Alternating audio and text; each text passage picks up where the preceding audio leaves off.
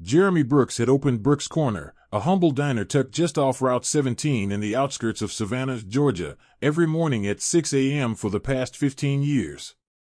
He had inherited the place from his uncle, a Vietnam veteran who believed in three things: black coffee, clean griddles, and quiet integrity. The keys came with no ceremony, just a firm handshake and a weathered ledger, but Jeremy had always felt there was something sacred passed down with that exchange. A silent charge to live by. Do what's right, even when no one is watching. At 44, Jeremy found his peace in repetition. He awoke before dawn, brewed the first pot of coffee while the rest of the town still slept, and unlocked the heavy glass door with the same slight turn that stuck every winter. The seats at the counter bore the marks of years of elbows, spilled sugar, and stories long since faded. He liked it that way. Predictable. Familiar. Customers came in waves: the pre-shift workers, a few early retirees, truckers with short hauls, and the odd traveler. He'd long since memorized the rhythms of their orders. Frank wanted his eggs over hard and toast unbuttered. Shirley never touched her coffee until the second refill. Even the silences had a pattern. Jeremy didn't need much more than that. That morning, the sun was just beginning to reach through the smudged blinds when a figure stepped into the diner. The bell above the door gave a tired jingle, and Jeremy, wiping his hands on a towel, looked up. The man looked like he had walked out of a forgotten decade. He was wiry and hunched, his jacket more patches than fabric, and his cap, tilted low, bore the faded emblem of the U.S. Air Force. His eyes scanned the room with the caution of someone used to measuring reactions. He chose the booth closest to the window but furthest from anyone else. Jeremy didn't ask questions. He nodded, placed a mug in front of the man, and poured coffee. The man murmured something about eggs and cornbread. Jeremy added it to the order slip and passed it to the back. The few patrons in the diner that morning barely glanced up until the food arrived. The man reached into his coat slowly. His fingers were stiff with cold, clumsy as they fumbled with an old leather wallet. He opened it, then paused. Jeremy noticed the moment, the subtle intake of breath, the tension in his shoulders. There wasn't enough. He tried to slide the plate back gently, as if returning it would make him invisible. His hunger betrayed him, though. His eyes lingered on the steam rising from the eggs. A muscle in his cheek twitched. From the counter came a scoff. One of the regulars, new to town but already acting like he'd been there forever, shifted in his seat. His suit was neatly pressed, his tie loosened for effect. "Here we go again," he muttered, not quietly. "Another one looking for handouts." The words were casual, tossed out like crumbs, but the air in the diner thickened. A waitress froze mid-pour. A fork clinked against a plate. Everyone heard it. Jeremy said nothing at first. He stepped forward, calm as ever, and gently pushed the plate back in front of the old man. "Eat," he said. "No charge." He didn't look for approval. Didn't explain. Just turned and returned to the kitchen, where bacon hissed on the griddle and biscuits finished baking in the oven. The man hesitated, then lifted a fork with hands that trembled slightly. Jeremy kept working. He didn't look up, but he felt the shift in the room. Tension unraveling. Someone cleared their throat. A conversation restarted in the corner, tentative. By the end of the morning rush, the moment had passed. The old man had gone, leaving behind an empty plate, a crumpled napkin, and a single quarter placed next to the coffee cup. Jeremy picked it up without a word and dropped it into the tip jar. It might have ended there, just a small act in a small diner on a slow morning. But something lingered. Later that afternoon, while wiping down the counter, Jeremy noticed one of the teenagers who came in sometimes for pie and Wi-Fi hunched over his phone, smirking. A video played on screen. Grainy footage. A voice in the background muttering about freeloaders. The angle was from a booth, phone held low, but it was unmistakable: the old man, the refusal, the plate returned. The caption was worse: "Diner throws out paying customer for homeless imposter." Jeremy didn't say a word. But a tightness settled in his chest. By nightfall, the video had been shared across local groups. Some comments praised the kindness, but others weren't so gentle. The post stirred debates about charity, dignity, and deception. Someone called the diner a publicity stunt. Another swore they'd never eat there again. The next morning, Jeremy unlocked the door like always. But the usual crowd was thinner. A delivery scheduled for 7:30 never showed. The driver called with a vague excuse. Online orders had slowed. A few of the regulars didn't show. Others came but kept their eyes down. Jeremy didn't change anything. He flipped the open sign. He made coffee. He served breakfast to those who came. Near noon, a delivery man dropped off a small padded envelope with no return address. Jeremy opened it on the counter, half expecting a prank. Inside was a worn photograph, uniformed airmen in front of a battered helicopter, their faces young and weathered by war. On the back was a note. The man in your diner is Owen Dexter, retired Air Force rescue pilot. Saved my life and 6 others during a mission in Iraq. He's not a freeloader.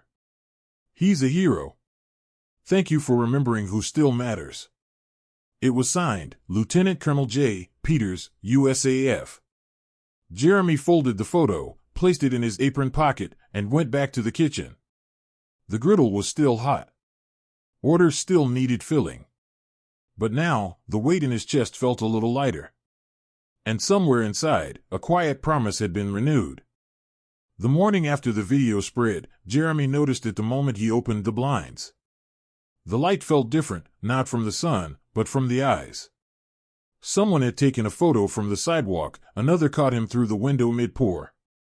His face, once anonymous behind the counter, now floated in hundreds of comment threads under headlines he hadn't written. He never thought much of social media. Brooks Corner barely had a webpage, just a map listing, a couple reviews, and a blurry photo of the front door. But now, his name was everywhere.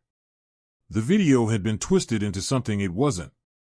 A stranger's hand had shaped the narrative, and truth had become optional. The caption that stung most wasn't the lie itself, it was the tone. Owner humiliates customer to feed a fake vet. Local diner rewards freeloaders. Real customer left unpaid while drifter gets free meal. The sharp-dressed man at the counter had posted his own follow-up. A photo of his untouched plate. A credit card receipt with a tip circled in red. And a caption that read, "Not good enough to eat here, apparently." The comments snowballed. Supporters praised the free meal. Detractors accused Jeremy of chasing clout.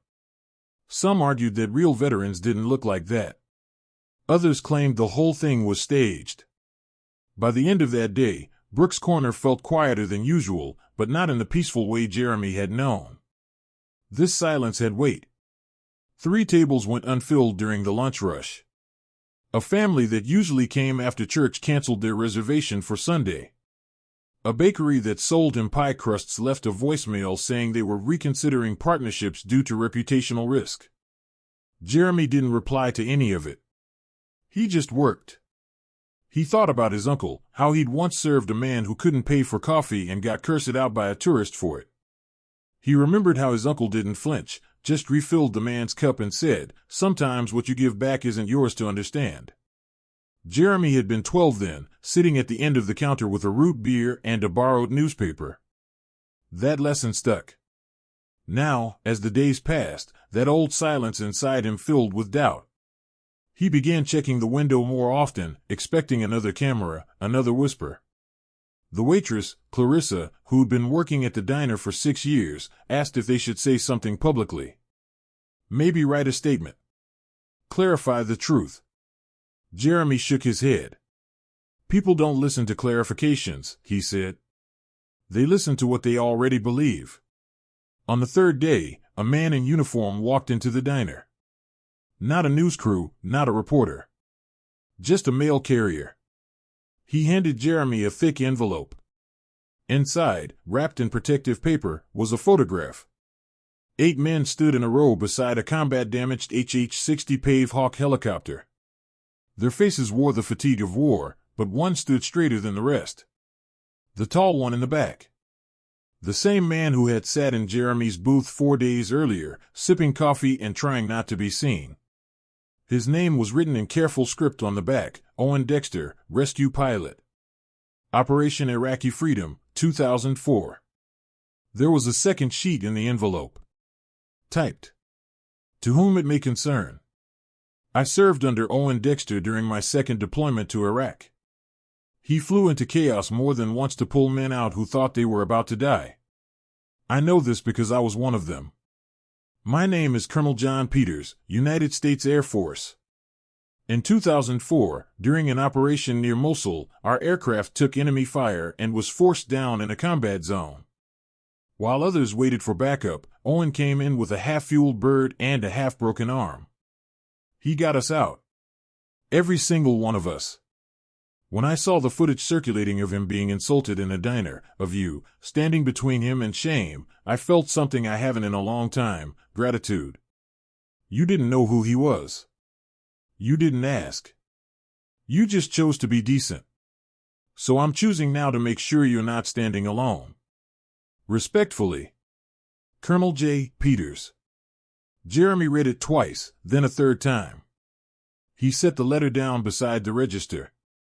The next morning was colder.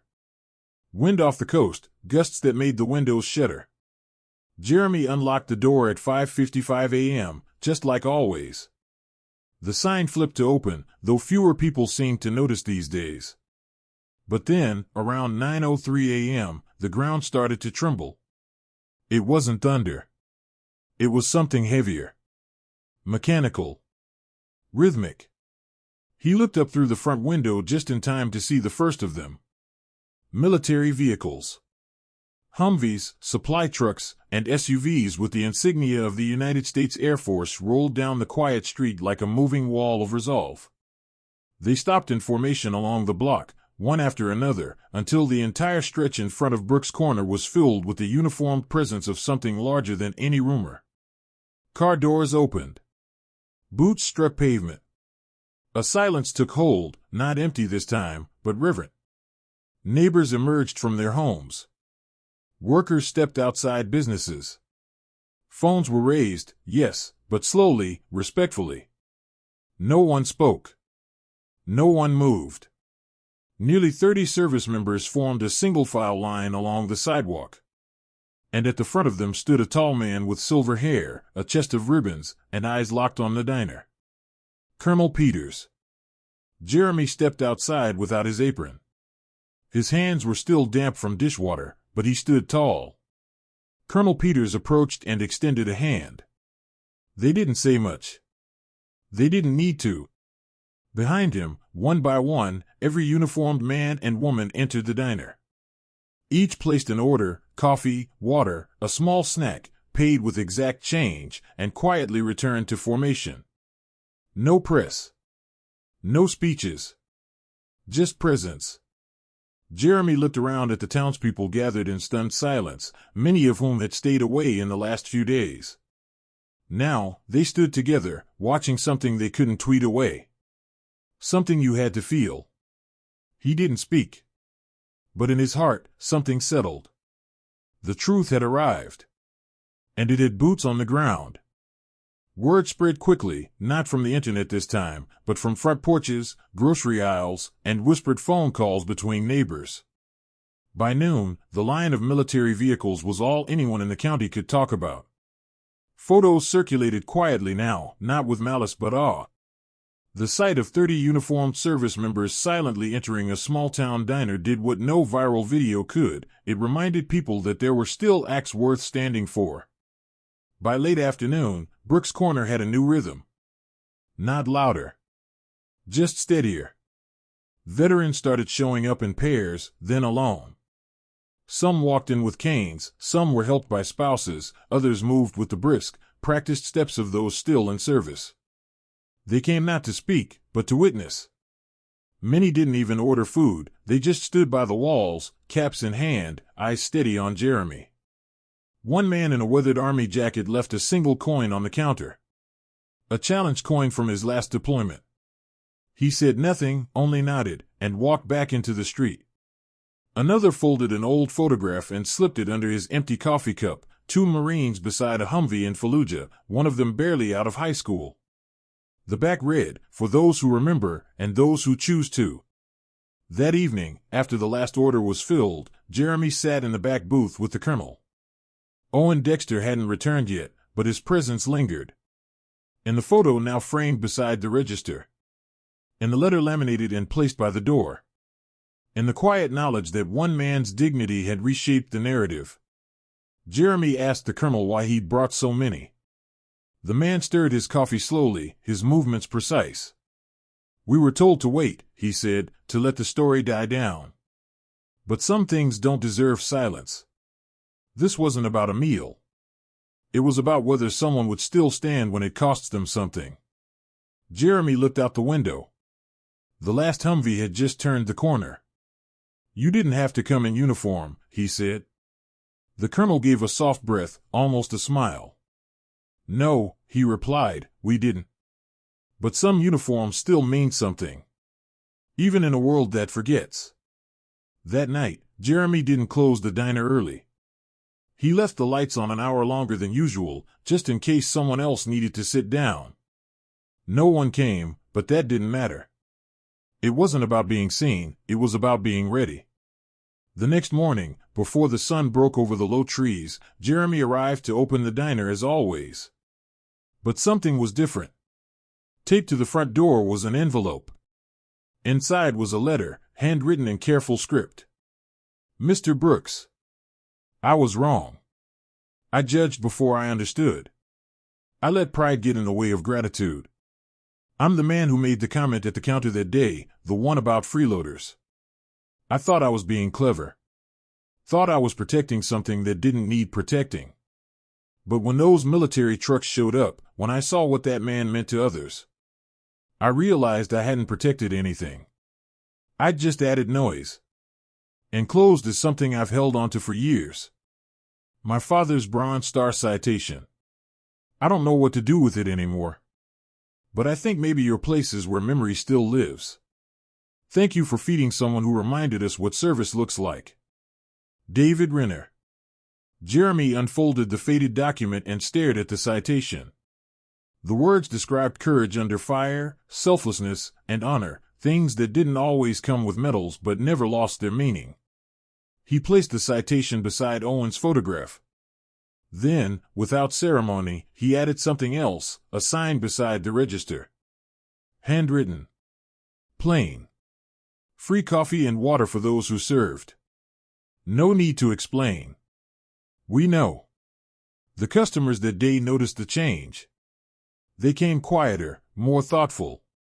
The conversation was gentler, the orders less hurried. And then, in the lull between breakfast and lunch, Owen returned.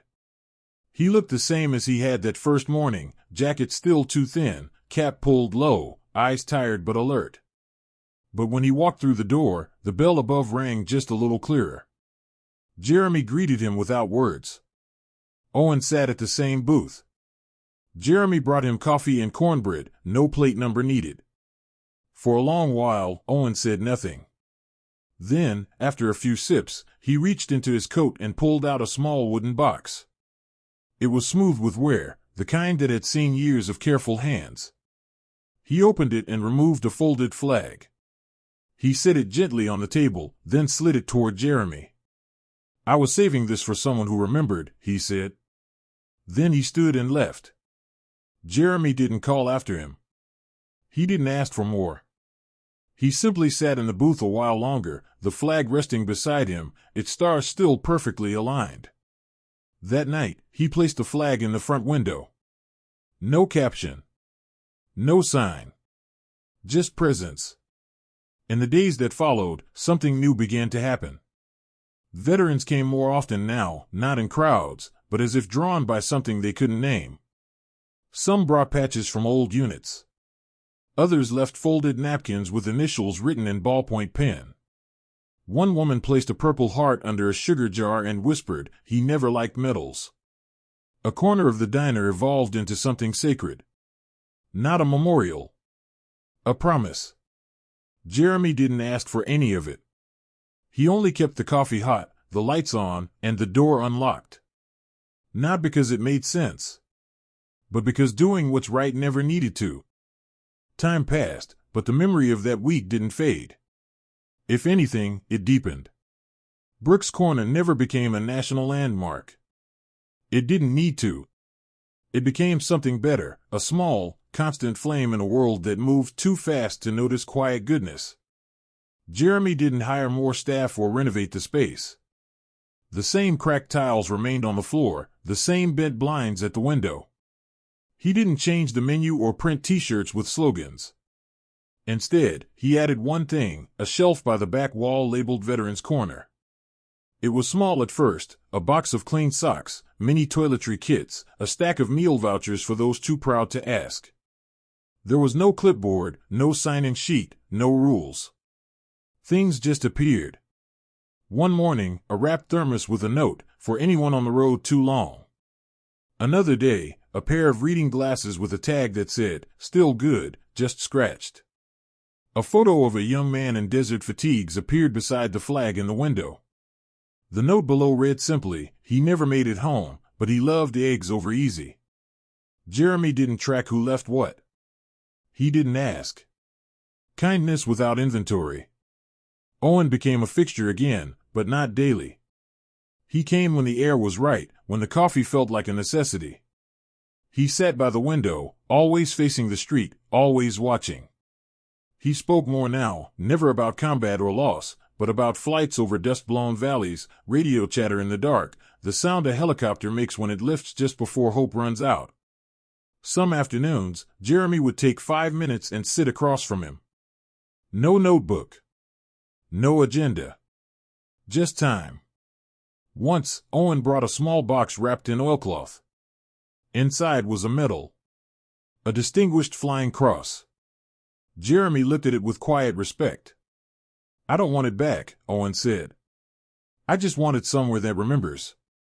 Jeremy placed it in the display case beside the register, next to the Bronze Star citation from David Renner's father.